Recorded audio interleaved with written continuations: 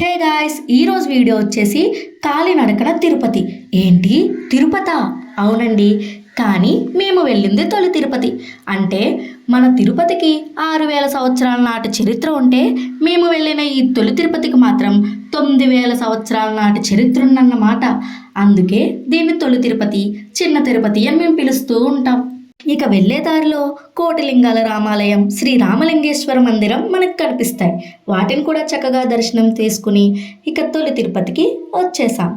ఇక్కడ స్వామివారి ప్రత్యేకత ఏంటంటే మనం ఎంతైతే ఎత్తులో ఉన్నామో స్వామివారు కూడా మనకు అంతే ఎత్తులో కనిపిస్తారన్నమాట. ఇక్కడ స్వామివారిని శ్రీ శృంగార వల్లభ స్వామిగా పిలుస్తూ ఉంటారు. వీటితో పాటే ఇక్కడ ఇంకో విశిష్టత కూడా ఉంది, అదే బొటనబావి.